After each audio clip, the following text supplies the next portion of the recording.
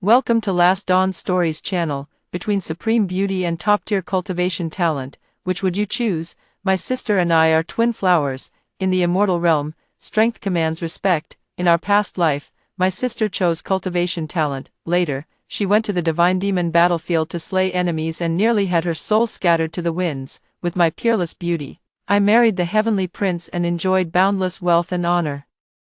My sister regretted her choice and dragged me with her into the immortal execution platform. When I opened my eyes again, we had returned to the moment of choice. Without hesitation, my sister chose beauty. I was shocked. Isn't being the god of war way more thrilling than being a daughter flower? When the ancient gods bestowed blessings upon me and my sister didn't wait for the ancient gods to finish speaking before she grabbed the divine light representing peerless beauty. At that moment, I knew she had also been reborn, because in our past life, she had fought to seize the divine light of supreme cultivation talent. He grabbed both divine lights in his palm and, while I was still stunned, forcibly shoved the gift of beauty into my body. Then he pretended to be magnanimous, saying, "Little sister, you're a bit slow, beauty suits you better. The hardships of cultivation, let your big sister endure them for you." This time, she still didn't change her hypocritical demeanor and said with a smile, "Little sister, in the immortal realm, the strong are revered. I've given you the best, so you should be grateful." The ancient god smiled without speaking and asked me, "Heidi,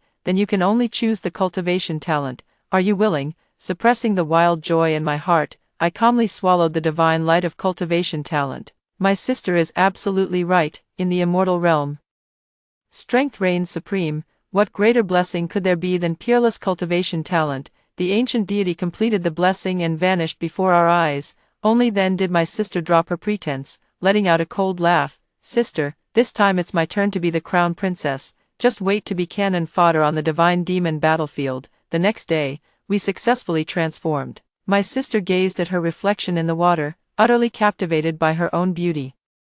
While I had ordinary features, was thin and scrawny, so plain that I'd disappear into a crowd, she glanced at me and couldn't help but burst into laughter. "Oh my, you're so ugly. What should we do? The crown prince will surely vomit if he sees you this time." I couldn't be bothered to argue with her, so I turned and headed for the #1 sect in the immortal realm, Kunlun. Kunlun was recruiting disciples to achieve twice the result with half the effort on the path of cultivation.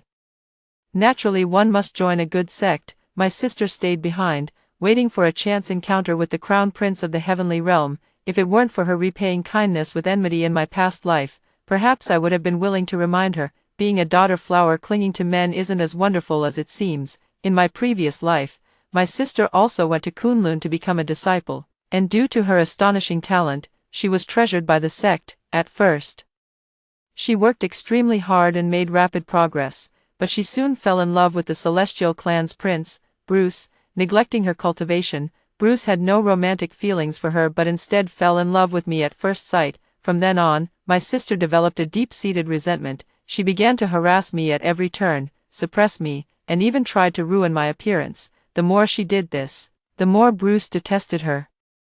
The former camaraderie between them as fellow disciples completely vanished. Later, the war between gods and demons broke out, and Bruce was ordered to go to battle. The elder sister hoped to win Bruce's favor by fighting alongside him. Little did she know, her obsession turned into an inner demon, and she was lured by the nightmare demon, nearly falling into darkness. At the critical moment, her comrade in arms saved her. She was severely injured and fell into a deep slumber.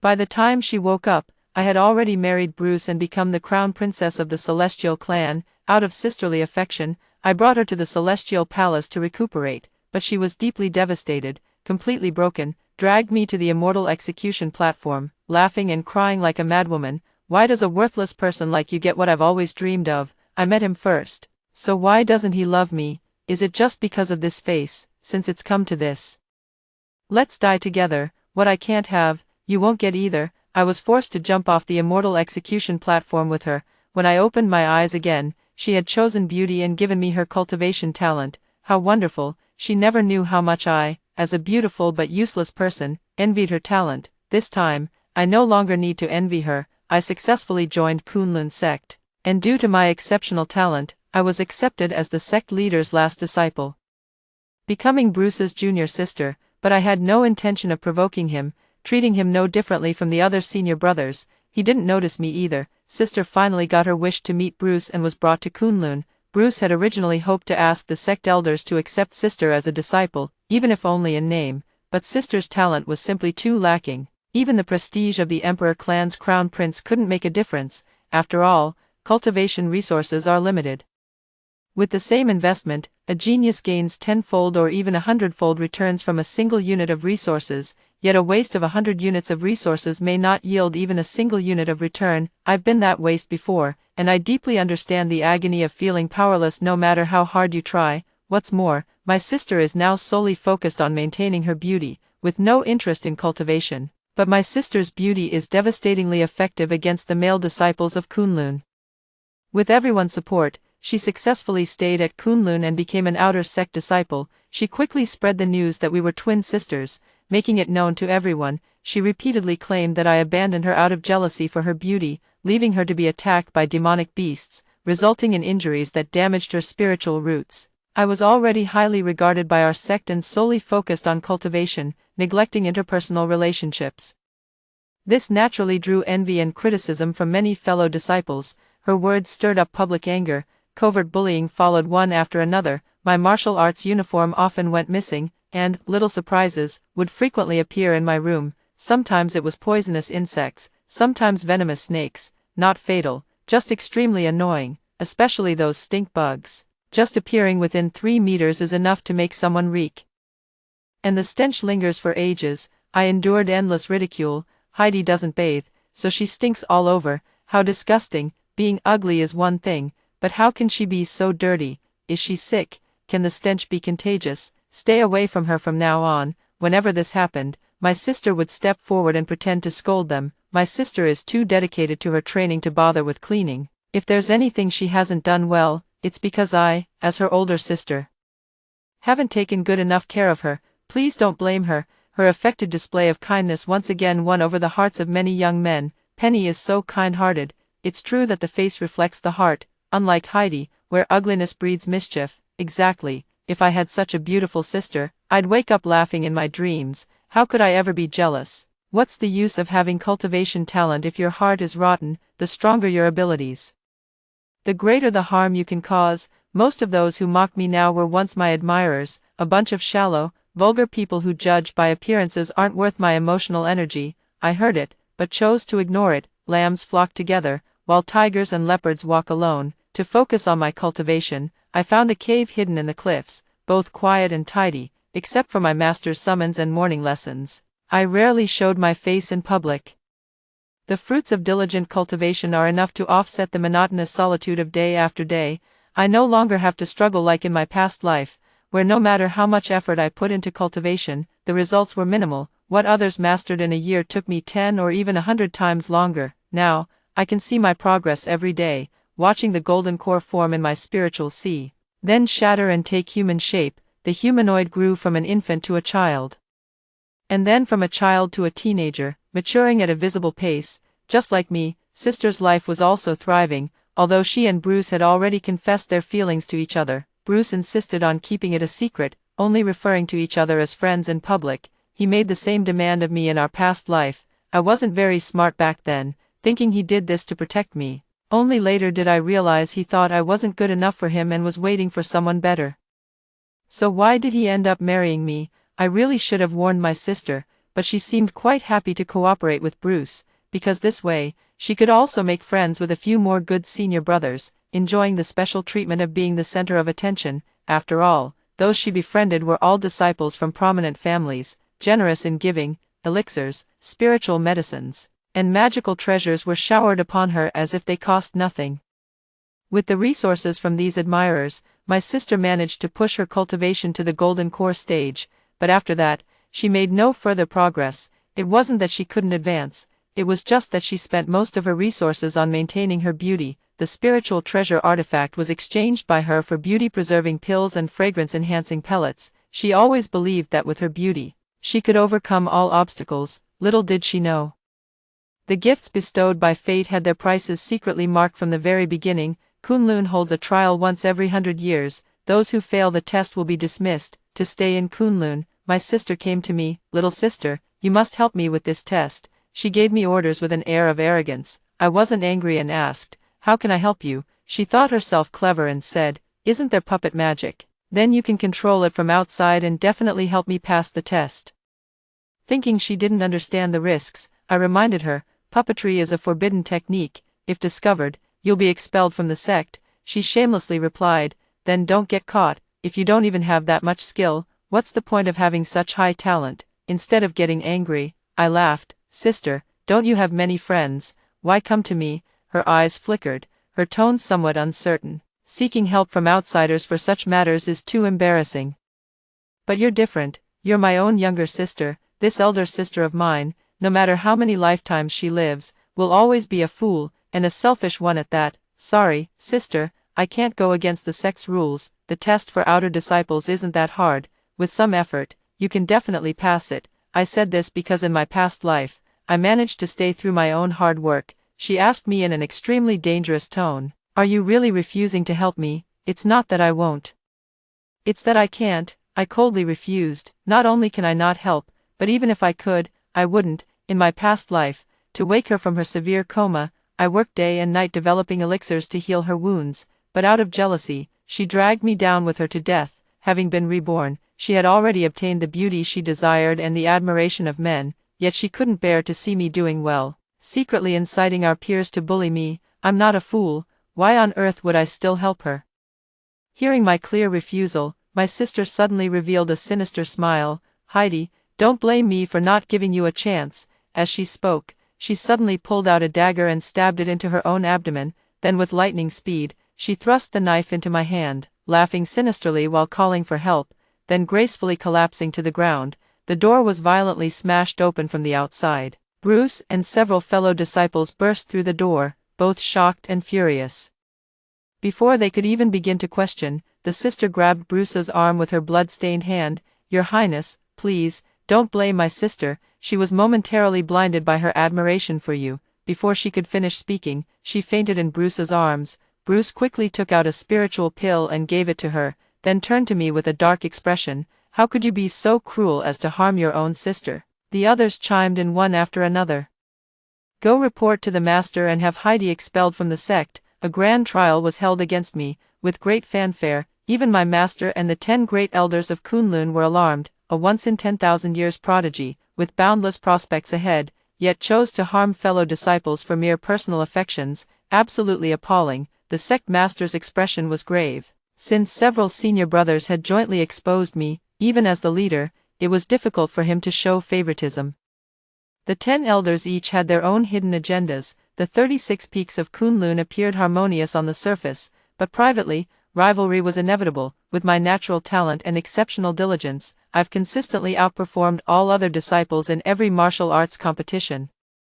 While they praise my excellence with their words, their hearts may not truly rejoice. Now that they've finally caught me in a mistake, they're unlikely to let it go easily. This is also a major reason for my master's deep concern. The law enforcement elder was the first to strike. "Heidi, do you admit your guilt?" Before I could speak, someone else spoke first. It was Zane, the crown prince of the Beast God clan, my sister's most devoted follower. "Master, esteemed elders, I saw with my own eyes Heidi stabbing Penny. It cannot be false." Penny, seeing how hard she was training, saved up a pot of spirit pills to give to her, only to meet such a tragic end. "Heidi is utterly devoid of conscience. If she is not severely punished, I will be the first to object." As soon as the words were spoken, an uproar erupted below, as if they wished to drown me in their scorn. Bruce supported the pale-faced Penny to sit down, softly comforting her while occasionally casting looks of disgust in my direction. Penny simply lowered her head and sobbed, saying nothing,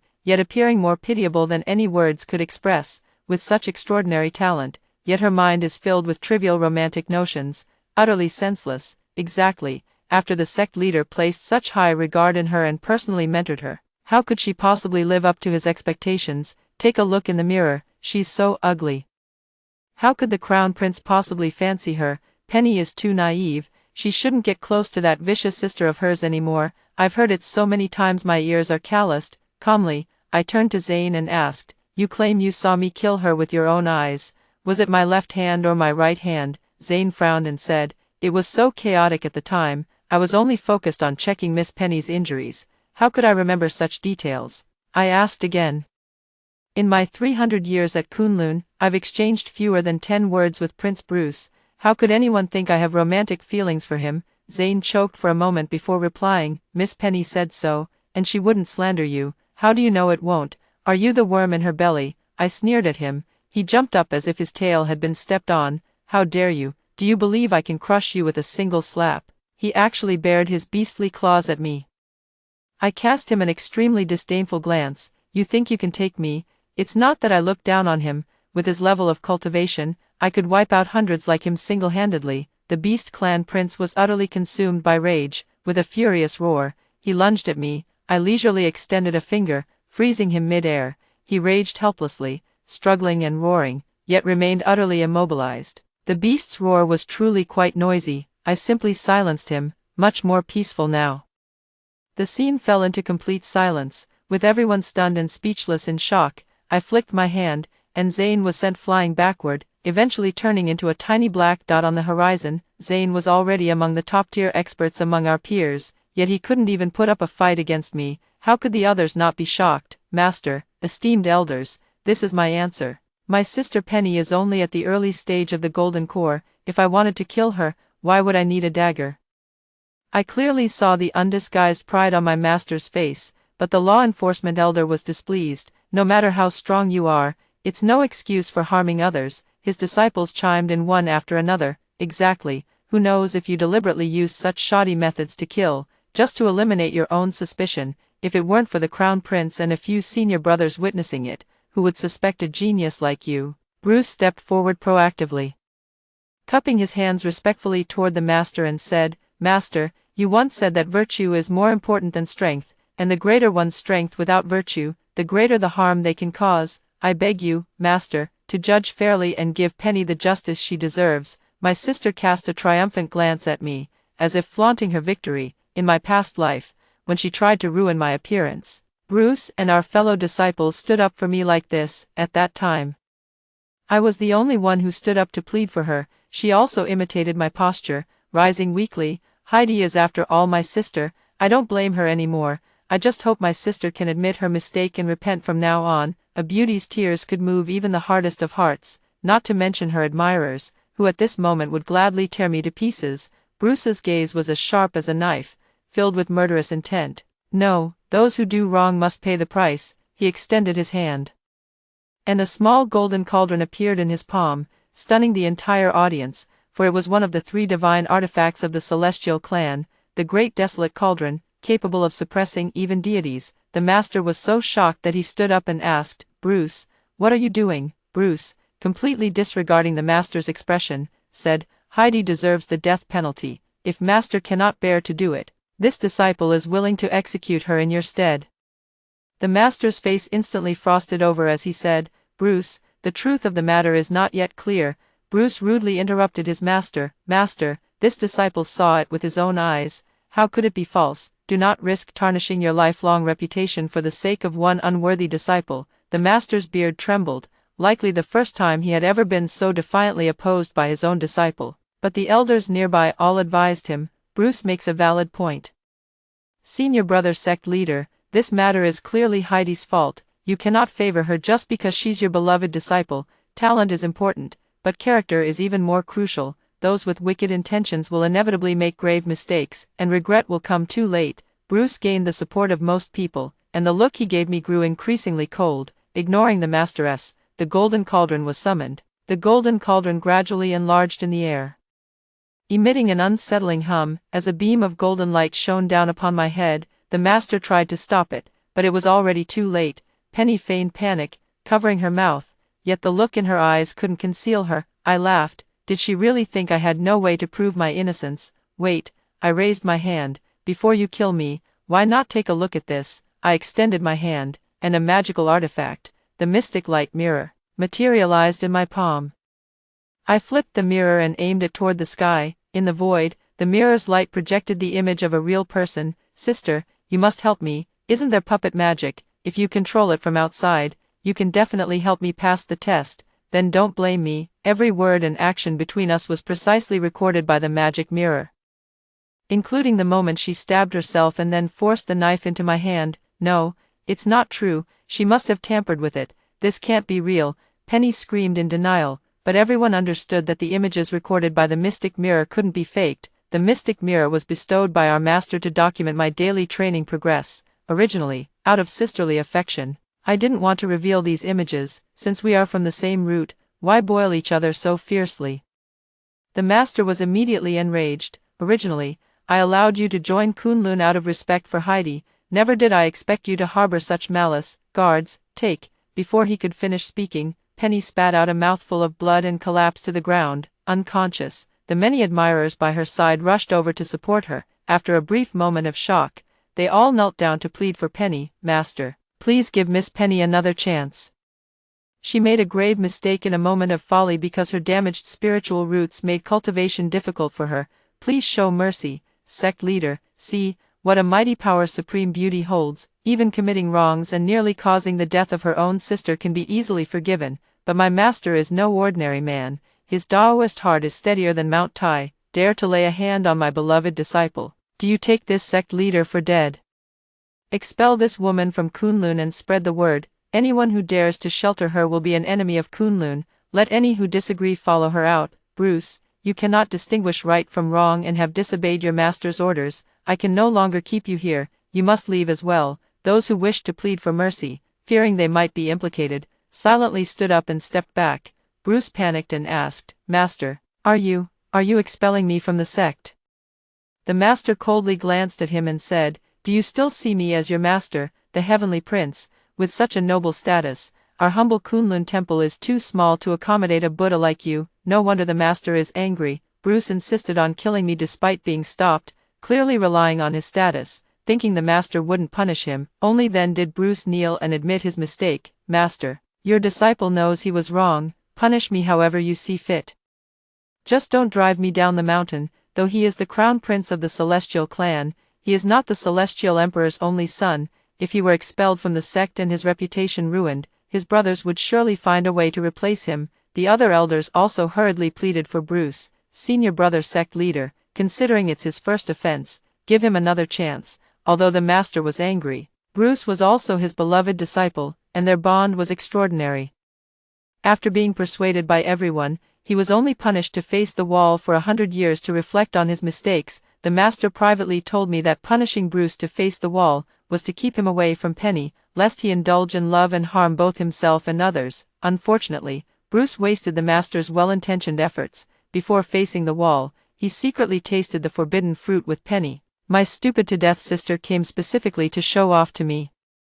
"Even if I'm expelled from Kunlun, don't think you can take his highness from me. I'm already his woman, and he said he'll take responsibility for me. Heidi, you'll never beat me in this lifetime. What's the use of just being good at cultivation? If you're ugly, no man will ever love you. The divine war is about to break out. Don't die on the battlefield. I still want to invite you to Bruce's and my wedding." A sense of helplessness welled up inside me. Having such a foolish sister is really embarrassing for me too. Her cultivation talent was already poor, and she spent most of her energy on men. She'll probably die young. "Sister, you should focus more on cultivation. In the end, men are unreliable." Though I knew the reminder would be futile, but as sisters through 2 lifetimes, I couldn't bear to see her completely fall into depravity. Not only did she not appreciate it, she even got angry. "Are you jealous of me?" "Clearly. You achieved nothing in your past life either, yet you still became the crown princess. Only ugly women need to become stronger, otherwise, no one will protect you. But with my unparalleled beauty that captivates the world, countless men would rush through fire and water for me with just a wave of my hand. Why should I bother with arduous cultivation? In my past life, I couldn't understand why you had it so good. Now I realize, beauty is the most powerful weapon." She laughed and walked away triumphantly. All I could do was shake my head. Good advice is wasted on those doomed to perish. Beauty combined with any talent is a winning hand, but alone, it's a losing game. But what does all this have to do with me? When the war between gods and demons came, Bruce, just as in his previous life, led the troops into battle. Unlike the last life, this time Bruce personally chose me to accompany the army. I knew he held a grudge against me and wanted revenge. The master immediately objected. "No, your junior sister's cultivation is still insufficient. Going to the battlefield now would be courting death." Bruce didn't confront the master directly but instead asked me, "Heidi, what do you think? If you're afraid, I won't force you, junior sister, in front of so many people. Asking if I'm afraid is clearly meant to embarrass me. He was certain I wouldn't dare to go, after all. The battlefield of gods and demons isn't like sparring with fellow disciples, it's a real fight for survival. Without solid strength, going there would be no different from courting death. I ignored him and instead knelt on one knee, addressing my master. Master, I am willing to go to the divine demon battlefield and fight for all living beings. My master frowned and advised, Heidi, don't listen to Bruce's instigation. If you cultivate for a few more centuries, there will naturally be a day for you to achieve merit and establish your career. Bruce also pretended to agree, his face showing obvious mockery. Yes, junior sister, don't push yourself too hard. When I said you should come along, it was just a joke. Don't take it seriously. I still paid no attention, casually reciting an incantation. 5 golden avatars manifested, kneeling in unison before the master. Instantly, gasps echoed throughout the hall. A 5-fold golden body. This was already the realm of a golden immortal. How is this possible? When did you undergo the tribulation? Bruce looked at me in disbelief. At the age of 1300, he had only just touched the threshold of the true immortal realm, and from my transformation to now, it's been less than 400 years. A 400-year-old golden immortal is unheard of in 10,000 years. My master was so shocked that he remained silent for a long time. Then finally placed his hand on my head to test. Unable to contain his excitement, he exclaimed loudly, Heidi, are you truly already a golden immortal? I nodded and said sheepishly, during the tribulation, I went to the eastern wasteland alone, fearing I might harm the innocent. After my master confirmed it, no one dared to question my strength anymore. Those who once looked down on me and belittled me for my appearance now lacked even the courage to meet my gaze. In the end, the immortal realm respects only the strong. If I'm only slightly better than them, they'll be jealous, but when my strength leaves them far behind, they'll only look up to me in admiration. I turned to Bruce and asked, Senior Brother Bruce, am I qualified to fight alongside you? I thought he would feel offended. I didn't expect him to nod, saying earnestly, Of course, no one is more qualified than you. Bruce looked at me with a complicated gaze. I couldn't understand it, nor did I care to. After getting my master's approval, I packed up and set off. I was eager to rush to the battlefield of gods and demons, not out of spite with Bruce, but because my training has hit a bottleneck, and secluded hard practice yields slow progress. I need real combat to temper myself and seek breakthroughs. It must be a life or death battle. I can't think of a better path than the divine demon battlefield. By the time we arrived at the battlefield, the demon army had already reached the outskirts of the imperial capital. If the demon army breaches the imperial capital, there would be almost no natural defenses left behind. The demon forces could then advance unhindered, striking deep into the heart of the immortal realm. All living beings in the 3 realms will surely face slaughter. The battle at King's Landing was exceptionally brutal. The celestial soldiers suffered heavy casualties, had we not arrived in time.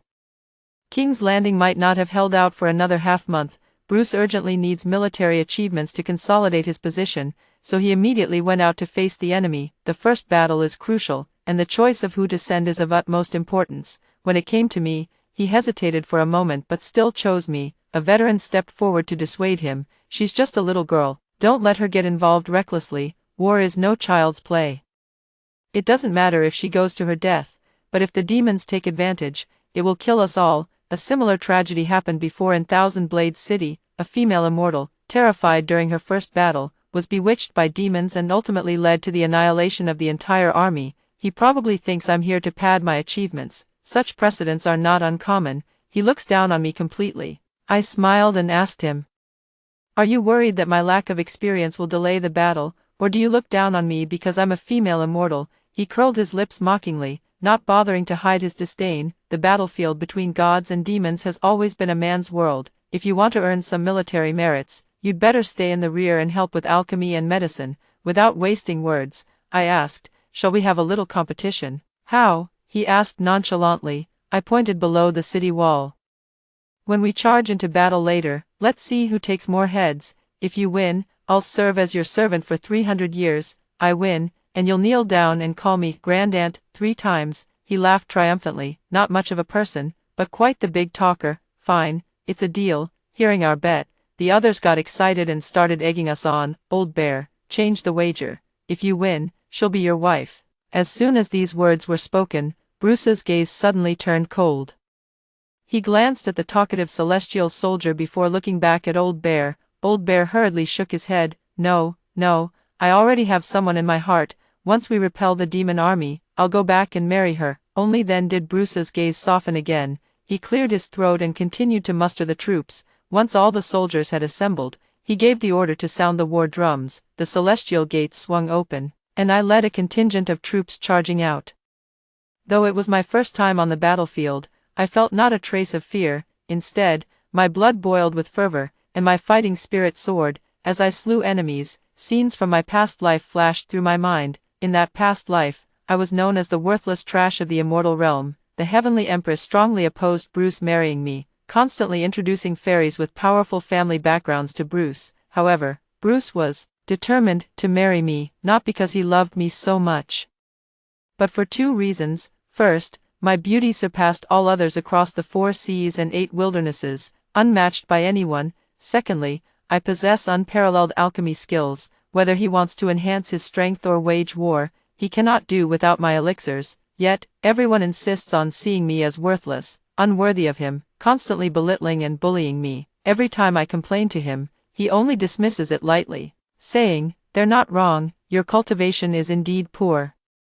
Even the lowest-ranking maids in the heavenly palace could easily defeat you. You should recognize your own limitations. Who else but me would truly care for you?" But is he truly sincere with me? No, he allows those who admire him to bully and belittle me. He wants to turn me into an isolated island, dependent solely on him for survival. But what can I do about it? In the immortal realm, strength is revered. Without power or strong protection, one becomes nothing but fish on the chopping block. A peerless beauty can indeed attract countless admiring eyes, but how much of it is genuine? They are merely vulgar creatures lusting after beauty. Among equally vulgar people, Bruce was already my best choice. He was the crown prince, destined to become the heavenly emperor. No one dared to lay a finger on his woman. Countless times, I regretted not having seized the talent for cultivation, but in this life, I finally possess formidable power and no longer need to live under someone else's shadow. Blinded by rage, I fought with bloodshot eyes, grow stronger,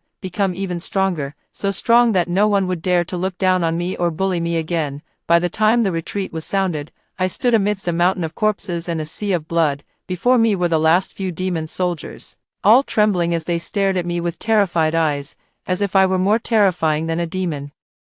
I furrowed my brows and asked, "Death or surrender?" They immediately dropped their weapons and surrendered without resistance. Upon returning to the city, I saw the injured Old Bear. His face was somewhat pale, and without a word, he knelt before me. "Auntie, auntie, auntie." Each shout grew louder than the last. No one mocked him. Instead, they all looked at me with immense reverence. I smiled and asked, "What's the matter?" After winning the battle, it seems no one is very happy. I reached out to help Old Bear up. The bet was just a joke. Comrades should respect each other. On the battlefield, what does gender matter? A good soldier is one who can fight. Old Bear awkwardly scratched his head and chuckled sheepishly. It was my blindness to speak recklessly. "Please don't take it to heart. I'll never dare to look down on female immortals again." "Does the fairy know how many demon soldiers you've slain single-handedly?" I shook my head. I didn't count. At this moment, a celestial soldier under my command timidly said, "The count is complete, 12,300. Having no experience myself, I asked, "Is that a lot or a little?" Old Bear was nearly in tears. "I've roamed the demon battlefield for 2,000 years, and the total number of demon soldiers I've killed hasn't even reached 10,000. Demons are hard to kill, but you cut through them like vegetables, leaving nothing alive in your wake. Even our own people dare not get close, afraid you'd lose yourself in the bloodlust and strike friend and foe alike." My subordinates nodded hurriedly, all looking utterly shaken. I scratched my head sheepishly and said, "Sorry about that, first time fighting, still getting the hang of it." My words left all the soldiers speechless. If this is called no experience, then how terrifying must your experience be? Even the Demon King would call you Grandma upon seeing you. Old Bear's timid tone broke the ice, and the room erupted in laughter, lightening the mood considerably. I couldn't help but laugh. After this battle, no one dared to underestimate me again. The battlefield was ever-changing, and the demon army soon returned in full force. Our side refused to back down either. After 7 consecutive battles, we fought our way to the Thousand-Blade City. The demon army also seems prepared to engage us in a decisive battle at Thousand-Blade City. they dispatched 3 demon generals renowned throughout the 3 realms, the Red Demon, the Nightmare Demon, and the Colossus Demon. Our side's top combatants were just me and Bruce, putting us at a clear disadvantage. Bruce sent someone back to the Heavenly Palace to request reinforcements, but there was no response for a long time. Only I knew the reason behind this. In his previous life, Bruce also sought the Heavenly Emperor's help in times of crisis. However, his brothers, who coveted his position as the Crown Prince, joined forces to intercept the message and guided the Heavenly Emperor to the Void Realm, cutting off all external communication. It was I who risked my life to sneak into the Void Realm, find the Heavenly Emperor, and plead for assistance, but this time, without me at the rear, would Penny, who was only focused on flirting with other male immortals, help him. Bruce should be grateful that this time, although I wasn't at the rear, I accompanied him to the battlefield. Otherwise, in Rottenwood City, he would have already faced a life-and-death battle. It was also the battle where Penny nearly perished. Through my efforts and strength, our side has won consecutive victories, allowing us to reach Thousand Blades City. The defensive power of Thousand Blades City is 100 times stronger than Rottenwood City, which is why it has held out until now. If the demon army hadn't sent 3 demon generals simultaneously, perhaps our victories would have continued.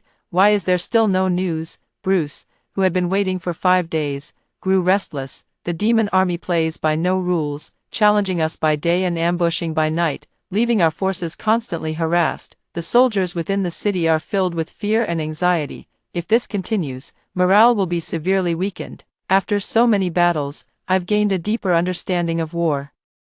Sometimes, morale is more precious than strength. Your Highness, we can't afford to delay any longer. Let me lead the troops out of the city. I volunteered to take the initiative. Bruce hesitated. Let's wait a little longer. All 3 of the enemy's demon generals are formidable. Without reinforcements, we might not be a match for them. Delaying will only make things worse. This place is too close to the demon realm.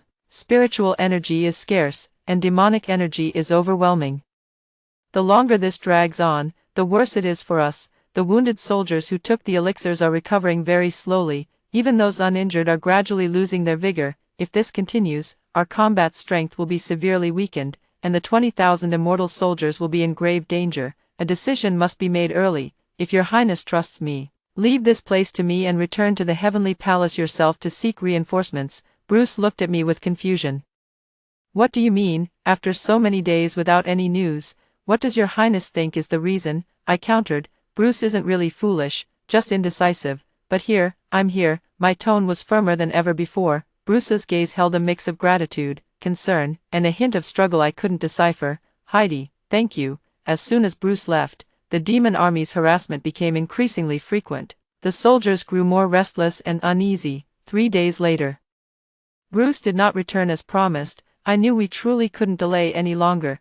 Thousand Blades City would become the burial ground for me and 20,000 soldiers. I distributed the elixirs I had refined tirelessly over the past few days. These elixirs are made from my secret recipe. Not only do they have excellent healing effects, but they also quickly replenish spiritual energy. After taking them, some of the wounded soldiers exclaimed in amazement, "What grade of spiritual pill is this?" The effect is truly miraculous, immediate and visible. Upon hearing this, others quickly consumed the pills and all experienced the miraculous effects brought by the spiritual pill. Fairy Heidi, this spiritual pill must be very precious, right? Even the ordinary celestial soldiers received the pills and felt deeply moved by my generosity. I made it myself. It's free. Everyone can take it without worry. We can't just sit and wait, or we'll be exhausted in the city before reinforcements arrive. Are you all willing to take a gamble with me? I thought many would object. After all, my qualifications are too shallow, and I lack any status to back me up. Will they really support me? But the moment I finished speaking, voices of agreement rose one after another without pause. We've been holding back for too long. Rather than waiting to die, we might as well fight with everything we've got. Being trapped in the city is too humiliating. Let's take on the demon army instead. Fairy Heidi, give the command. We are willing to follow you to the death. Facing these honest and straightforward warriors, a wave of reluctance surged in my heart. I knew that the enemy outnumbered us, that they were stronger, and that in this battle, many would surely not return alive. But if we waited any longer, even more would die. Good, all soldiers, heed my command. March out to meet the enemy. At my order, the long silent war drums began to thunder. The city gates swung open. I led the charge. plunging into the enemy ranks. At first, there was no hindrance, but the moment I locked eyes with one of their main generals, my primordial spirit instantly entered another space, the deafening sounds of battle vanishing. I abruptly returned to the heavenly palace, where Bruce was holding Penny's hand in the grand hall, receiving congratulations from the immortals. Like the scene of their grand wedding, you were fighting for your life here, while your beloved was marrying your sister. Fairy, how could you endure such humiliation? Is it worth risking your life for someone like this? A seductive voice whispered in my ear. Look at them, the perfect match. Hero and beauty made for each other. And what about you? Even with all your glorious battle achievements, what does it amount to? Your sister reaps the rewards without lifting a finger. Did you know? It's precisely because of your outstanding achievements on the battlefield that your sister was able to marry the crown prince. She stole the glory that rightfully belonged to you. Don't you hate her? And Bruce, you risked your life for him, yet he still loves your sister. How pitiful, Heidi, how pitiful you are. The corner of my mouth twitched uncontrollably as I struggled to suppress my erupting emotions. Out of the corner of my eye, I caught sight of an untimely black bird in the grand hall. Spiritual energy coalesced into a flying dagger, piercing through the bird's body with precision, chirping endlessly. What a nuisance! Is this the strength of the Demon Lord's top general? Nothing special. I shattered the illusion with a single punch. The nightmare demon coughed up blood and collapsed, staring at me in disbelief. You, how did you? I knew what he wanted to ask. He was shocked that I saw through the illusion so quickly. Because this isn't my inner demon at all, you fool. Do you think all women are troubled by love? No matter who Bruce marries as his crown princess, it won't stop me from achieving glory in battle today. I don't care about being the crown prince's consort of the heavenly clan, not even the heavenly empress, rather than becoming someone's wife. I'd rather be a deity with my own name. With that, she formed hand seals, and her spiritual energy transformed into a sword array, piercing the nightmare demon until it resembled a porcupine. He glared with unwillingness, his eyes wide open even in death. After all, creating nightmares and making people succumb to their inner demons is his invincible weapon. Unfortunately, I have no inner demons. Apart from cultivating strength, nothing else can enter my heart. This battle, I won brilliantly. With the loss of a key general, the demon army immediately sounded the retreat. I don't want to stop here. Dragging it out will only put us at a disadvantage. Better to press on and finish it in one decisive battle. The demon army was getting annoyed by my pursuit. Red Demon, one of their 3 generals, had a fiery temper and turned around to confront me. Truly, a newborn calf fears no tiger. How dare a green girl like you act so boldly? With that, she confronted me directly. The corners of my lips curled slightly. This was exactly the opportunity I'd been waiting for. A nightmare demon only knows deceit. It could never serve as my whetstone. I asked him, do you dare to fight me one-on-one? The red demon was proud and couldn't resist the provocation. Why wouldn't I dare? All soldiers, stand down. I also waved my hand, signaling the celestial soldiers behind me to step back, leaving enough space for me and the red demon. The red demon looked down at me with a disdainful smile. Don't say I'm bullying the weak. I'll let you have the first 3 moves. I shook my head. No need, let's just fight. He was provoked by me, yelling and charging forward. I deliberately gave up using it, going head-to-head with him. He also only used demonic energy to clash with my spiritual energy. I have to admit, the red demon is incredibly strong. So strong that I must stake my life just to fight it. After 3 punches, I coughed up blood and was sent flying backward. The celestial soldiers and generals behind me panicked, rushing to help me up, but they were blocked by the barrier. The red demon mocked loudly. These petty tricks dare to challenge me, overestimating yourself. Laughter erupted from the demon army's ranks. I caught my breath, stood up again, wiped the blood from my mouth, and grinned at the red demon. What's wrong? Didn't have your meal today? He was furious, and his subsequent moves became increasingly lethal. I was knocked back time and again, yet I kept getting back up. The mocking laughter from the demon army gradually faded. They probably had never encountered an opponent as relentless as me. I heard Old Bear shouting hoarsely behind me, Fairy Heidi, forget it, come back. How could I just forget it? Just a little bit more, and I could have broken through. I swallowed the last elixir and charged at the red demon once again. The red demon sneered coldly, seeking death. This time, he held nothing back, neither did I, concentrating all my spiritual power into my fist and unleashing a punch capable of tearing through the void. When the 2 fists collided, it was as if heaven and earth were splitting apart. The battlefield was shrouded in thick smoke. so dense that one couldn't see their own hand in front of their face. I managed to conceal myself within it, feeling my spiritual sea being torn apart, then slowly mending. As the sixth layer of golden body emerged from the depths of my spiritual sea, I broke through. The red demon dispersed the smoke, searching everywhere for my figure. Has this girl been turned to ashes? His tone carried a hint of smugness. To encounter such a tough female immortal for the first time, what a pity. Then came a touch of regret. An opponent like me was rare for him to come across. All soldiers, heed my command. Follow me back to battle and seize the Thousand-Blade City. The red demon decided to press the advantage. Our celestial troops were thrown into chaos. Without their commander, leaderless and disorganized, they became like lambs to the slaughter, fleeing in panic. Red demon, thank you for helping me break through. As a token of my gratitude, I'll make your end swift. At the critical moment, I descended from the sky unscathed, landing right in front of the red demon. He also sensed the difference in me compared to before. Showing a hint of panic on his face, you didn't die. I'm still young, not ready to die yet. I didn't exchange many words with him, transforming all 6 golden bodies into solid forms to surround him. After the red demon fell, the situation completely reversed.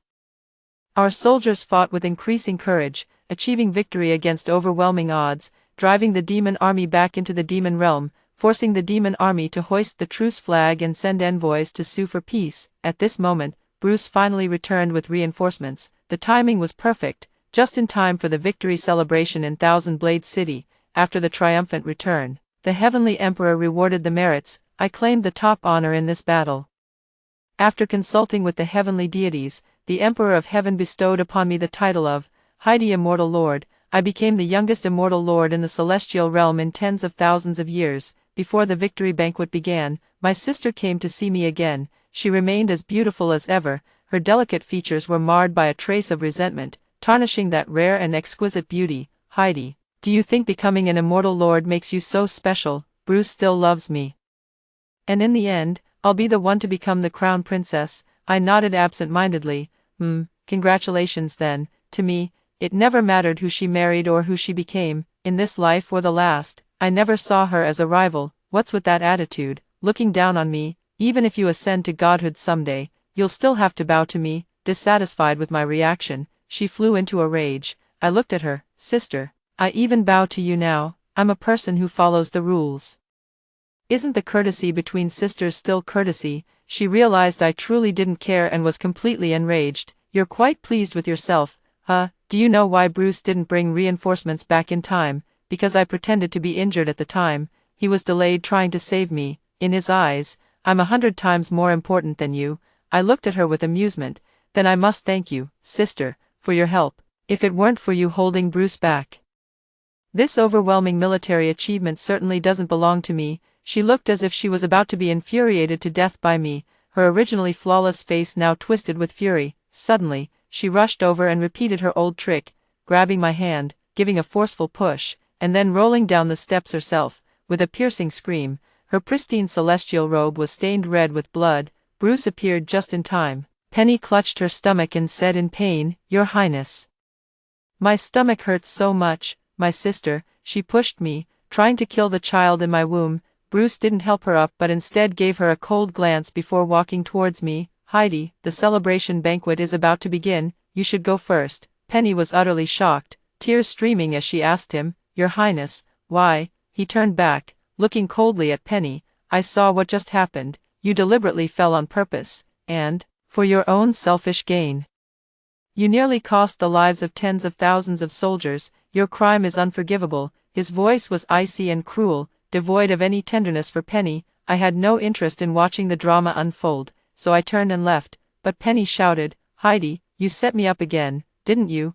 I turned back with a faint smile. "Sister, if you hadn't tried to scheme against me, how could I have outsmarted you?" It was indeed me who invited Bruce early and had him watch the show next door. I can overlook Penny trying to harm me, but she shouldn't have gambled with the lives of innocent soldiers just to spite me. At the victory banquet, Bruce arrived a bit late, looking rather displeased. I was surrounded by the soldiers and had no desire to speak with him further, yet he forcibly pulled me aside and asked, "Heidi, would you be willing to marry me?" I was truly astonished. "Your Highness, this joke has gone too far." I spared his dignity and declined politely, but he was stubborn. I admit, in the past I was too shallow, blinded by beauty. Spending time with you, I find myself increasingly and uncontrollably drawn to you. Though your looks are far from matching Penny's, the courage and determination you exude are far more captivating than mere beauty. Heidi, give me a chance, will you? I looked at him, finding it amusing yet unable to laugh. He hasn't changed a bit, still the same self-centered person. I'm sorry, Your Highness. Although Penny and I have long been at odds, she is still my sister after all. You've already been intimate with her. I simply can't accept that. Thank you for your admiration. With Your Highness's talent and appearance, you will surely find a better crown princess. I nodded slightly and turned to leave. I wouldn't foolishly jump into a pit of fire. Isn't it more satisfying to ascend to godhood through my own abilities? Why be a stepping stone for men? Little did I expect. Penny actually heard Bruce confessing to me, lurking in the shadows, taking advantage of my drunken slumber, using a magic array to lure me to the immortal execution platform. She's gone mad again. Why do I always lose to you no matter what I choose? No, I won't allow it. I want to start over. I've sobered up now, looking at her with pity. Penny, don't you understand even now? I never considered you as a rival. When you had top-tier cultivation talent, you didn't cherish it. Did you ascend to immortality at my age? You can choose talent, but you can't swap brains. Got it? She shook her head, crying uncontrollably. It's impossible, impossible. It's all your fault. You bewitched Bruce. That's why he doesn't want me anymore. Let's start over. Next time, I'll definitely win. I smiled. Sorry, I don't want to switch anymore. I effortlessly broke free from the immortal trapping formation she had set up, too fragile to withstand a single blow, in this lifetime. She didn't even possess the capability to drag me down with her. She screamed in despair. Why won't you kill me? Just kill me. I merely cast a pitying glance at her before drifting away. Kill her? There's really no need for that. I'd rather watch her foolishly dig her own grave step by step. After I rejected Bruce, he seemed unwilling to give up and still came to see me frequently, annoyed by his persistence. I decided to seek my master's permission and went into seclusion for cultivation. Another 100 years passed during this seclusion. When I emerged, I heard that Penny had been exiled to the icy plains. Ridiculous. Back then, she deliberately delayed Bruce, causing a missed opportunity in battle, yet Bruce didn't punish her severely. This time, she was exiled because Bruce discovered she had been secretly involved with other men behind his back. In a fit of rage, he abandoned her on the icy plains to fend for herself. Penny's other dear brothers also realized they weren't her only ones. Fuming with indignation, they publicly exposed Penny's fickle and disgraceful behavior. Otherwise, given Penny's beauty, someone would surely have come to her rescue. Another unknown number of years passed.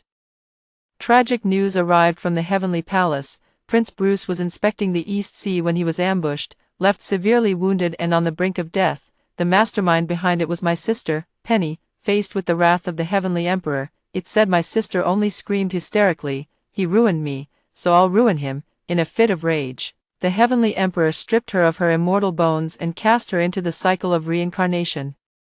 It is said she was condemned to endure the suffering of 100 lifetimes to atone for her sins. I think Penny finally made a smart move this time. She no longer placed her hopes on others. Although her tragedy was not directly caused by Bruce, yet even when Bruce loved her most, he refused to guide her in cultivation, only coveting her beauty. Did he not know that without diligent cultivation, even celestial beings would age and die? He knew, he just never truly loved Penny. Never thought about spending his life with her, so when Penny betrayed him, what right did he have to be angry? Bruce ending up like this is just what he deserved, but all of this has nothing to do with me anymore. After hearing the first story above, what are your thoughts? Feel free to share your opinions in the comments section. Next, there is another similar story. Let's continue to see. The Crown Prince is selecting his consort. Grandmother specially took out jewelry to adorn my elder sister and me. My elder sister, who always favored extravagance, chose a jade bracelet with cracks. I realized she had also been reborn. In my past life, as the younger sister born of a concubine, I could only pick from what was left. Ever since wearing this cracked jade bracelet, my appearance and figure have surpassed their former state, driving the Crown Prince to an extraordinary obsession. In the end, I successfully married into the Eastern Palace. On the day of the grand wedding, my jealous, maddened elder sister stabbed me to death with a sharp knife. What makes someone like you worthy of marrying the Crown Prince? The position of Crown Princess belongs to me alone. When I opened my eyes again, I had returned to the day when my elder sister and I were choosing jewelry together. Grandmother, your granddaughter only wants this bracelet. In the boudoir. My elder sister was acting coquettishly. Grandmother disapproved. You silly girl, when did your taste become so poor? With all these gold hairpins and silver ornaments to choose from, you had to pick this jade bracelet that's not even presentable. Not even presentable. What a way to put it. In her previous life, grandmother also said the jade bracelet suited me very well. Sarah, don't be mischievous and ruin the important matter of the consort selection. Be obedient and take it off quickly. My elder sister refused. Ignoring grandmother's objections, she slipped the bracelet onto her wrist, looking at me with excitement and triumph. I've picked mine, now it's your turn, little sister. I glanced at the cracked jade bracelet with an indifferent expression and casually picked a jade hairpin instead. In my past life, the reason I chose the bracelet was because my elder sister had already taken all the good ones. She was plain looking, so she adored extravagance. I have a quiet nature and dislike drawing attention to myself. I had no desire to become that troublesome crown princess, so I chose the cracked jade bracelet. Little did I know this bracelet would alter my fate, transforming me from a sparrow into a phoenix. Grandmother, I've made my choice. I tucked the jade hairpin into my hair. My elder sister looked astonished and sneered. After picking for so long, this is what you chose. Truly no taste. Look at you, just like your shabby mother. I sneered inwardly but agreed outwardly. My sister has no taste. She originally had her eye on this bracelet, but didn't expect you to take it first. If my sister had also chosen this bracelet, would you have given it to her or not? Upon hearing this, my elder sister immediately covered her wrist, looking fierce. Whoever chose it gets it. Don't you dare snatch my stuff. I curled my lips, just wanted to tease her, and she actually got cocky. I wouldn't take this jade bracelet even if it were free. Previous life, since I started wearing this jade bracelet, my already beautiful appearance became even more radiant overnight. The crown prince took one look and immediately had the empress designate me as his crown princess. This made everyone envious beyond measure, but on the very day of the grand wedding, my elder sister, consumed by jealousy, stabbed me through the heart with a sharp knife. How dare someone like you marry the crown prince? The position of crown princess belongs to me alone. To my surprise, when I opened my eyes again, I had been reborn. I saw my elder sister carefully examining the bracelet on her wrist, her eyes filled with unconcealed delight. I couldn't help but wonder, what kind of magic does this bracelet possess to make someone regain their youth overnight? Early the next morning, my elder sister rushed to our grandmother's room. Eager to show off her appearance, I took a glance, just like in my previous life. But this time it happened to my elder sister. Her skin was fair and smooth, like a peeled egg, and her figure was as delicate as a willow swaying in the breeze. Her appearance remained the same, yet she had become more beautiful. This delighted her grandmother immensely, who eagerly asked what secret remedy she had used. Her elder sister dared not reveal it was the jade bracelet's doing, so she made up a random excuse. My son is so handsome. He's sure to catch the eye of His Highness the Crown Prince, of course, my elder sister said, deliberately casting a disdainful glance at me, as if to say, just watch, this lifetime's crown princess will definitely be me. You can wait on me to wash my feet. Sarah, hurry to the storeroom and pick out some fine fabrics, then have the seamstress make you several new outfits at once. Grandmother gave the order, and my elder sister left in high spirits, watching her skipping figure. I curled my lips into a cold smile. If you want the beauty this jade bracelet brings, then let's see if you can bear the misfortune it carries. Due to the imperial selection, for several days in a row, grandmother took both my elder sister and me out shopping. That day, the coachman accidentally hit a pedestrian with the horse. The pedestrian immediately demanded compensation, refusing to leave unless we paid. Grandmother wanted to avoid trouble with such scoundrels and was ready to pay them off.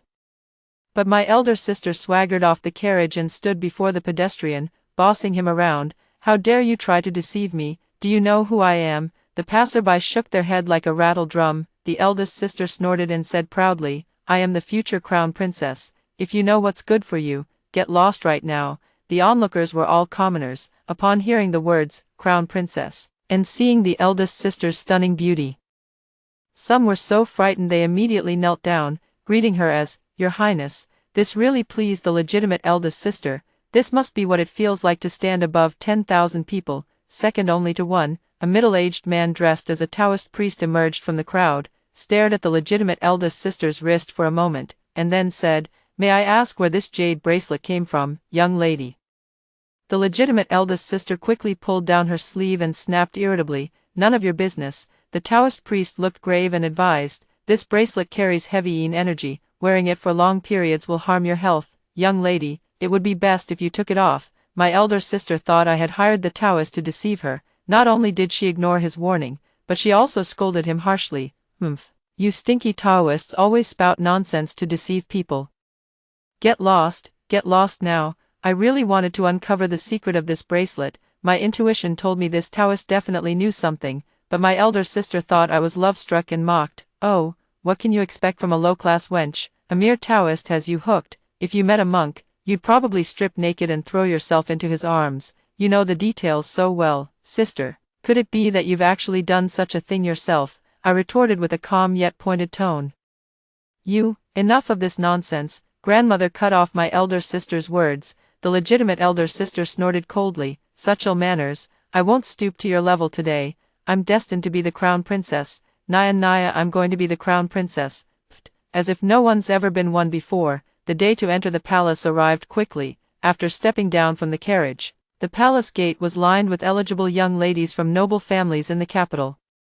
About 15 or 16 in total. My elder sister glanced around, finding no rival who could match her beauty, and her face was full of disdain. "Little sister, you must be so envious of me right now. TSK, but envy won't help.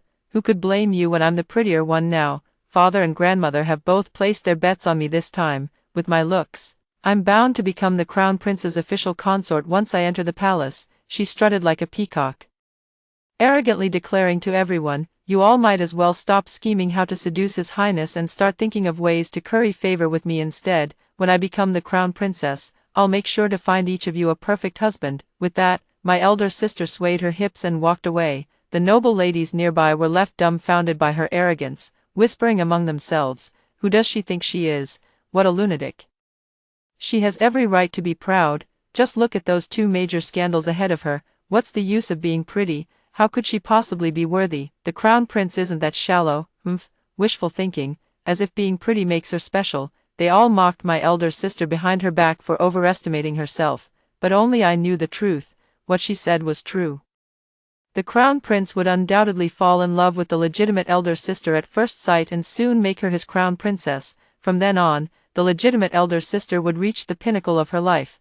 But this was also the beginning of her nightmare. After entering the palace, our group was settled in the girls' pavilion. The instructing matrons would teach us the palace rules here until the grand selection began. On this day, my elder sister heard that the empress was hosting a flower-viewing banquet in the palace, her expression a mix of nervousness and excitement, because she knew that in her past life, it was at this flower-viewing banquet that the crown prince fell in love with me at first sight. He immediately begged the empress to arrange our marriage, making me the crown princess. Overnight, a sparrow turned into a phoenix. My grandmother, father, and the entire family were proud of me. At that time, my elder sister must have been green with envy, so in this life, as soon as I heard the empress was hosting a flower-viewing banquet, she deliberately gave the nanny 50 taels of silver to arrange a position close to the crown prince for her. That night, the legitimate sister wore an emerald green misty silk dress, and her hair accessories and makeup were identical to mine in the previous life.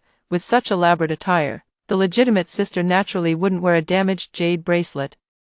Seeing her reflection in the mirror, she looked just as beautiful as before. She placed the jade bracelet into the jewelry box and left, thoroughly satisfied. After she left, I held the jade bracelet and examined it carefully. As expected, the place where the jade bracelet had originally cracked in this lifetime still bore a few dark red, blood-like streaks. The blood-like threads meandered like snakes, flowing freely within the jade bracelet.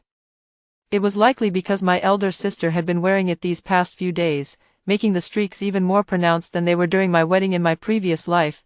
"What are you doing?" A sharp reprimand interrupted my thoughts. My elder sister angrily snatched the bracelet from my hand and scolded, "How dare you, Bella, steal my things?" I lifted my eyelids slightly and replied indifferently, "Sarah, don't you think there's something wrong with this jade bracelet?"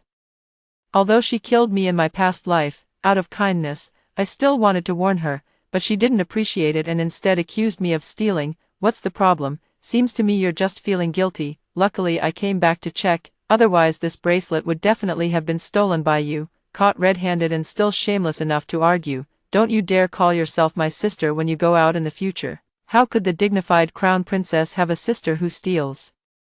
What bad luck. Seeing her put the jade bracelet back on, I had no choice but to shut up. At the flower viewing banquet, my elder sister fixed her gaze unwaveringly on the crown prince, Charles. Just as I was pondering how to catch Charles's attention, he strode purposefully past the crowd and headed straight toward my elder sister. Unable to conceal her excitement, my sister feigned shyness as she raised her wine cup. Your Highness, watching me all night, do you want to be my crown princess?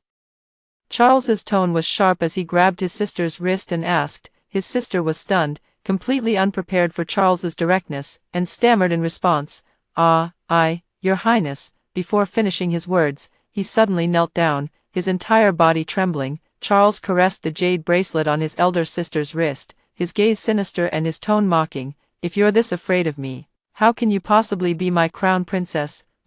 This is getting interesting.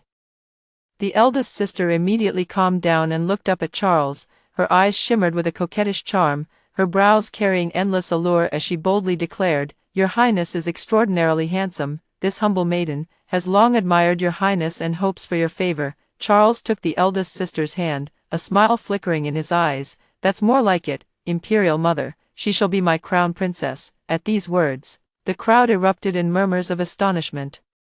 Chosen so casually, just like that? What, truly her?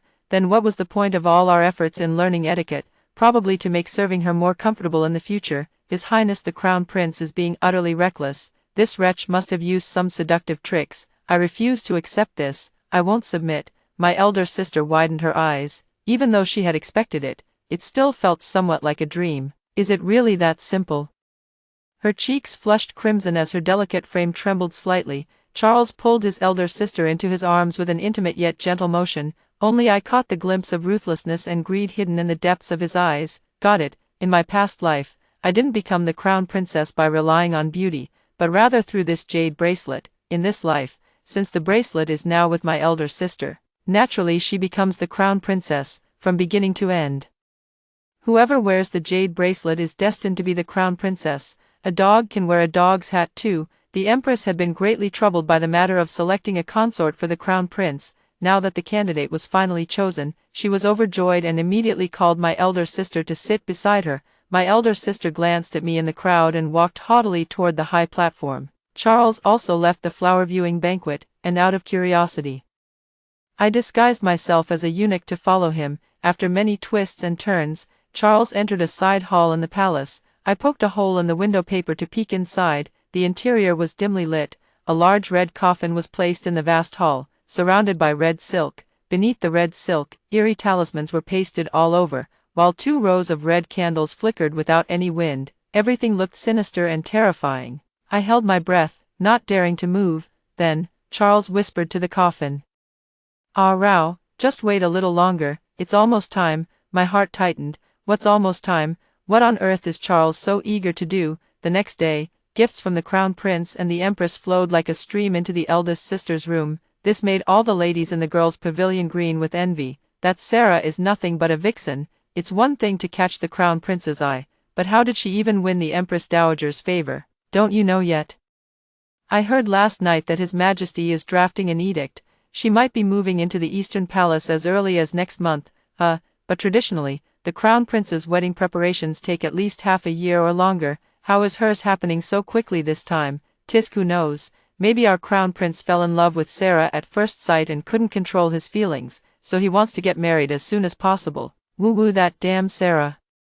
What kind of lucky break did she stumble upon? Amidst the chatter, the legitimate elder sister made a dazzling entrance in her splendid attire, followed by 6 palace maids. Some were fanning her, others carrying her sedan chair, wiping her sweat, or holding trays of fruits and pastries. The extravagance truly opened our eyes. She looked up at the sky with an air of extreme arrogance. What's the point of gossiping behind my back? I told you I'd become the crown princess. You'd better watch your step from now on. Don't let me hear any more rumors, or you'll regret it. Watch your tongues. She immediately walked up to me. Little sister, you must be feeling particularly disappointed right now, aren't you? We're both daughters of the Smith family, yet now I'm the lofty crown princess, and you, just wait to be kicked out of the house by father. I gave her a meaningful glance, my expression blank.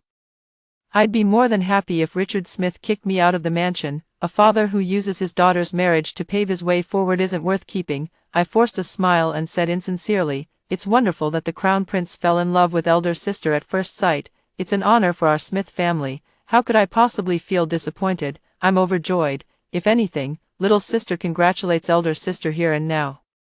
May elder sister and the Crown Prince have a harmonious and happy life together, blessed with children soon. These words made my legitimate elder sister's lips curve into a satisfied smile. You know what's good for you. To be honest with you all, Her Majesty the Queen has already set the wedding date for me and His Highness the Crown Prince, which is in the middle of next month. If you know what's good for you, hurry up and flatter me. Or else this Crown Princess will have you given to the eunuchs. My elder sister is really something. I'm moved to tears. Some of the girls with less favorable family backgrounds had already begun massaging eldest sister's legs. Seeing this, I wisely offered her a grape. Sister, have a grape. Eldest sister immediately knocked the grape from my hand, her gaze filled with disdain and disgust. Are you stupid? Can't you even peel it? I'll endure it. It's only half a month. Let's see how long my arrogant elder sister, the Crown Prince's consort, can keep up this act. Time flew by, and finally arrived the day of my elder sister's wedding. The mansion was adorned with vibrant red silks and satins. Grandmother and father were beaming with joy. My elder sister, dressed in a phoenix crown and ceremonial robes, deliberately flaunted the room full of betrothal gifts when she saw me arrive. Little sister, you've never seen so many jewels in your life. Have you? Ah, who told you to have such bad luck? You deserve to be trampled under my feet for the rest of your life.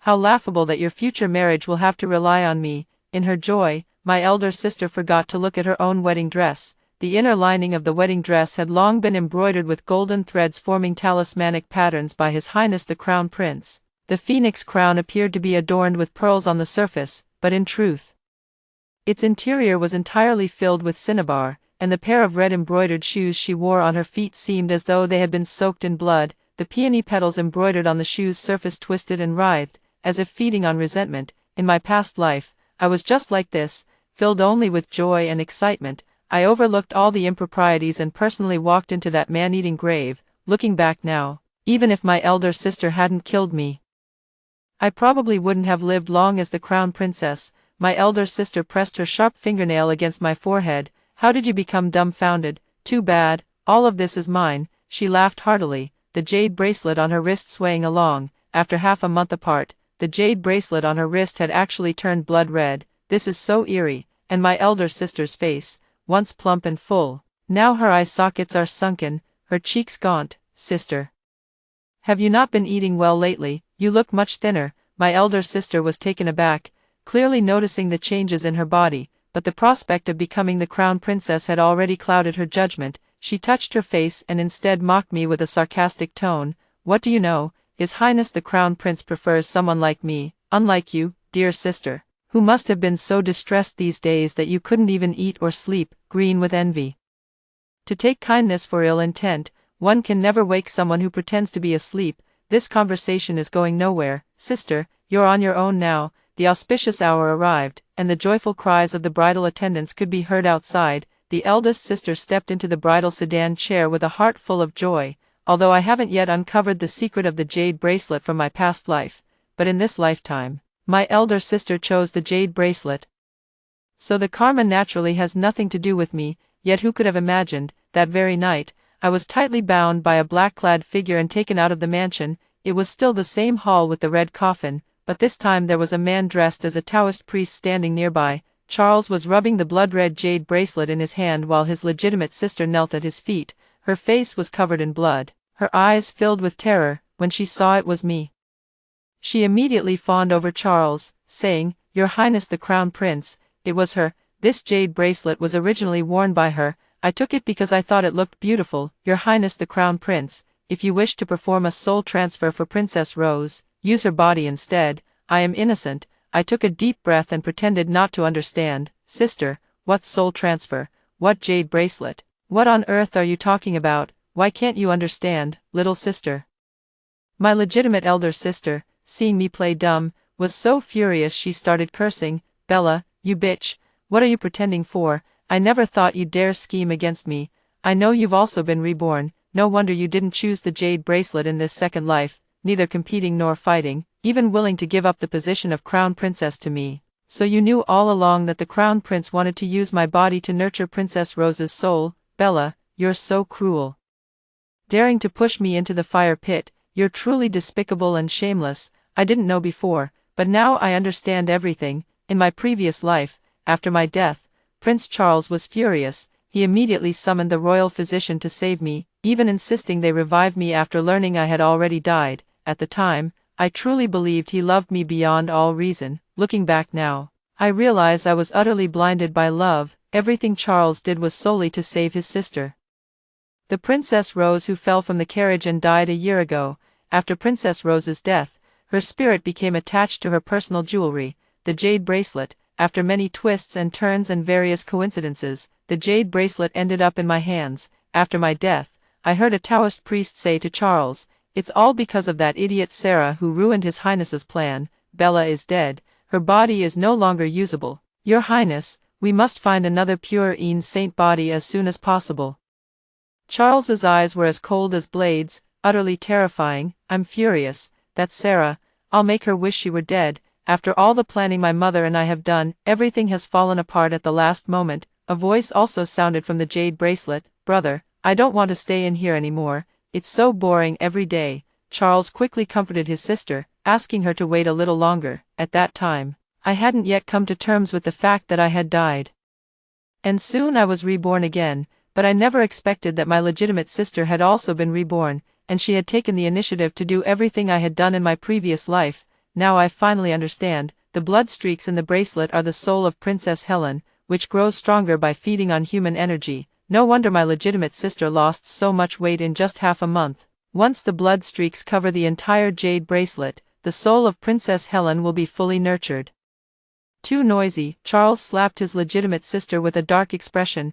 "If it weren't for you, this fool, deliberately giving the wrong birth date, I would have succeeded long ago." My elder sister was so terrified that her face turned pale, and she began to babble incoherently. "Crown Prince, Your Highness, I was wrong. Your Highness, you've got the wrong person. The pure saint you're looking for is her. The one you truly seek is Bella. She is the pure saint.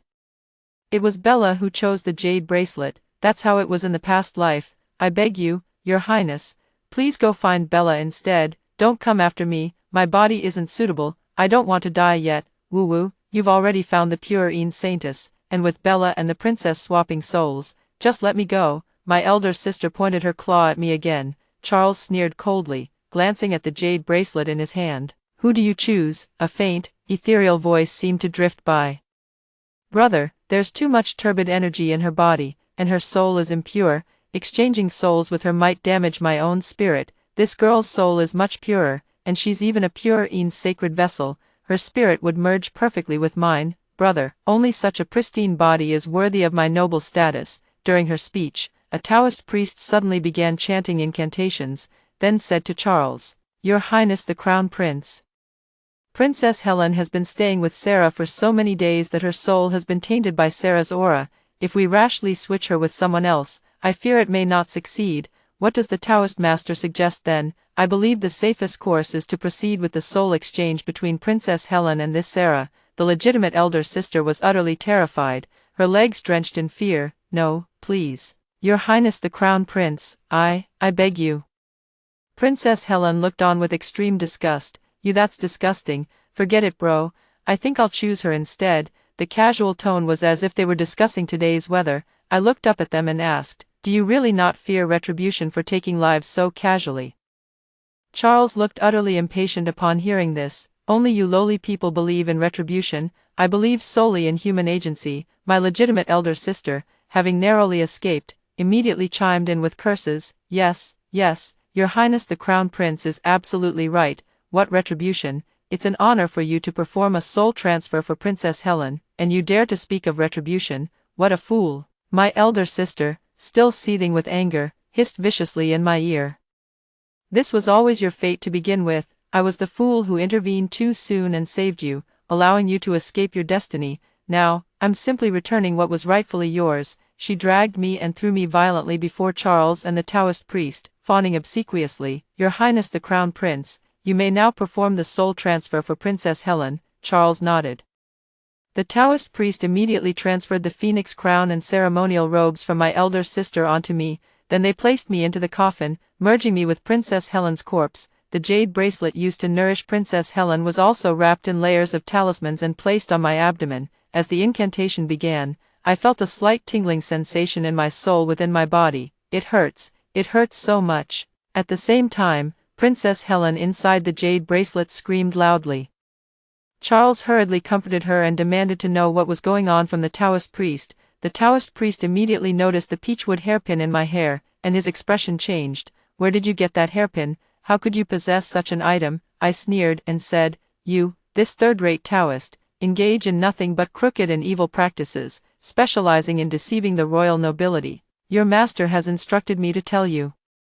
He who does evil will surely come to no good end." That old Taoist priest I met on the street that day, I suspected he was no ordinary man, so I went through great lengths to track him down. After hearing my story, the old priest felt deeply remorseful and specially gave me this 1,000-year peachwood hairpin to protect my life. "A 1,000-year peachwood hairpin, master, you're truly willing to part with it." Not only did the Taoist priest refuse to repent, but he also tried to claim the hairpin on my head as his own. Little did he know, his master had already placed a restriction on it. The moment he touched it, heavenly thunder would be summoned. With a deafening boom, a bolt of lightning struck him directly, and the Taoist priest died. Charles slashed the priest all over his body, nearly collapsing from rage. He had waited for a year just so his sister could have a body, and now, this priest suddenly died. How could he bear it? "Helen, Helen. Don't be afraid, brother will immediately find another Taoist priest. Surely we can save you." But Princess Helen's soul had already been burned by the 1,000-year-old peachwood hairpin. Screaming in agony, "Brother, anyone's body will do. I really can't take it anymore. Brother, it hurts so much. It's so hot. Brother, can you hurry up already?" Only then did Charles snap out of his daze. Knowing my body was unusable, he threw me out of the coffin and placed my elder sister inside instead. When my elder sister saw Princess Helen's long-rotted corpse, she screamed in terror, struggling frantically. Princess Helen flew into a rage and cursed, "Allowing you to exchange souls with this princess was an honor. With a face as ugly as yours, I can't even bear to look at it. How dare you be so picky and unwilling, given my noble status as a princess?" "Brother, hurry, tie her up for me." Charles complied. To prevent his elder sister from struggling, he even climbed on top of her and pressed down hard on her body. The coffin was nearly bursting at the seams. Seeing everyone busy, I secretly untied the rope around my hands. I picked up the fallen sword and, with all my strength, ran it straight through Charles and my half-sister. One stab wasn't enough. I gave them several more, until the two in the coffin were reduced to a bloody pulp. For a moment, the surroundings were utterly silent. It took Princess Helen a good while to snap out of it, then she screamed like a mad dog, "Ah, ah, ah, you killed my brother. Ah, I will kill you, you wretched woman. I'll make sure you die a horrible death." The blood-red jade bracelet clattered loudly with Princess Helen's fury. So what? It's just impotent rage. Such a spoiled, willful princess with no regard for humanity would only bring disaster to our great Xia people even if saved. I grabbed the jade bracelet and smashed it fiercely to the ground, leaving broken pieces scattered everywhere. In an instant, it turned into a pile of fine powder. Princess Helen's soul, having lost the jade bracelet as its vessel, became extremely weak. She wanted to possess me, but I had the 1,000-year-old peachwood hairpin, burned twice. She was in excruciating pain and filled with hatred, frantically pacing in circles. She wished she could devour me alive. "You vile wretch. I'll haunt you even as a ghost." Before the words could be finished, the voice abruptly ceased. I turned to look. Standing at the entrance was none other than the old Taoist priest I had sought earlier. The old priest explained that he had rushed over upon sensing the heavenly thunder's restraint and had incidentally escorted Princess Helen's soul to the gates of the underworld for reincarnation. Seeing me holding a sword, the blade dripping with blood, he appeared very excited. "My girl. So brutal, I love it." Before I could ask what he meant, I saw the Taoist priest drag Charles out of the coffin. The sight was so horrifying that I couldn't bear to look. "Girl, what are you standing there for? Give me a hand. You've got 2 eggs hanging under your eyebrows. All you do is blink, not see." My body suddenly tensed up. This way of speaking is quite amusing. Why did he call me his daughter goose? Does it mean big goose? I was worried I might be too late. "I never expected you'd dare to kill the crown prince." "Such boldness, such vision, just one word, amazing. Only then did it dawn on me, not only had I killed the crown prince, but I'd also slain my legitimate elder sister, and incidentally summoned lightning to strike the Taoist dead, and scattered Princess Helen's soul. 3 lives plus 1 ghost. This blame is too heavy to bear. What should we do, Taoist master? The old Taoist priest smacked his lips with an unreliable demeanor. I didn't report you, so why are you scared? That crown prince should have been ridden to death by me long ago, if it weren't for me also transmigrating. Halfway through his words, the old Taoist priest tightly closed his eyes, and his body began to tremble. In the blink of an eye, everything returned to normal, only to hear him muttering curses. Damn this system, what's wrong with saying a few words? How dare it electrocute me? After cursing, his expression turned grave, and he changed his tone. The crown prince is cruel and unkind, and the entire royal family is in chaos. Years ago, this humble Taoist observed the celestial phenomena at night and saw that the Polaris star already showed signs of fading, while the northern Yin star shone brightly upon the world. This is a warning from heaven, and you, the pure Yin saint body, having lived 2 lives, represent the Tai Yin star. This is the fortune the heavenly Tao has bestowed upon you. This old Taoist truly has extensive knowledge. He even knows about my rebirth. But what's all this about fortune and the Tai Yin star? I don't understand a word of it. What do you mean? The old Taoist priest looked constipated. Simply put, you're about to be promoted. Me, promoted, to heaven, or to immortality. The old Taoist priest was nearly driven mad with rage, widening his eyes and shouting in my ear. I'm going to make you the crown prince. I scratched my ear. No way. Wait, this is even more absurd than my sister insisting on becoming the crown princess. The old Taoist priest smiled mysteriously. There's nothing in this world I can't accomplish. To tell you the truth, my dear, I operate at the highest. Ugh, why is he having another episode? The priest endured the pain, forcing a smile on his face. Hee, don't worry. This is my only flaw. I just can't keep my mouth shut. I felt guilty. I was just afraid you'd die too. At this point, even if I didn't kill you, no one would believe me. Then he pulled out a tattered, nearly falling apart book from his pocket. Dipping a brush in Charles's blood, he began scribbling and drawing in it. In no time, he placed the bronze mirror before my eyes. I took a look. Oh my God, this is unbelievable. The person in the mirror was none other than Charles's lifeless face. I move. He moves too. I laugh. He laughs too. He is me, and I am him. It's just because of me that this face looks much more handsome now. I was there, feeling utterly delighted and sighing with contentment. God knows how much I want to be a man. I also want to experience the confidence of standing tall with legs apart. The Taoist priest kept chattering beside me. I originally wrote tragic stories, but then I won 50 million. To secure the 50 million, the system forced me to finish this damn book quickly. Why bother with tragedy? Heh. A powerful female lead is way more fun. Before this world stabilizes, I'll give you a grand gift. Damn it, you stupid system. Are you trying to electrocute me? Just be a good emperor. I was stunned, not the crown prince. The Taoist priest's face was contorted almost to the point of convulsion. Oh, the crown prince, how dull. Our leading lady should ascend to the throne in one leap. The emperor has already been ridden to death by me. From now on, you are the emperor. Emperor, Taoist priest, are you all right? I helped him up, thinking he was just playing a joke on me. Little did I know, the sound of bells suddenly rang outside the door, 3 long and 5 short. That was the funeral bell for His Majesty's passing. Taoist master, has His Majesty truly dead? I was just about to ask him, but when I turned around, he had vanished, along with those bodies. They had all disappeared without a trace. The entire hall was left with only me. The Taoist priest's voice still echoed in the air. My dear daughter, you must remember to expand your harem, men or women, it doesn't matter, just make sure they're beautiful, only the beautiful ones. From now on, it's all up to you. Work hard and do your job well. Damn it, why did I transmigrate into a Taoist priest, and an old one at that? Woo-woo. I curled my lips and chuckled lightly. What the heck? I don't understand. This Taoist priest is being deliberately mysterious again. But as the crown prince, no, as the emperor, I must ensure that all women in the great kingdom can attend school and have the freedom to choose their own marriages. Let all the common people have enough to eat and wear. May everyone stay away from war and survive natural disasters. Wishing everyone peace and safety. That's all the story. What do you think of this story? Share with me in the comments section. What would you do if you were in this situation? Looking forward to hearing from you. If you liked this story, don't forget to like it, share it, and subscribe to my channel. See you next time.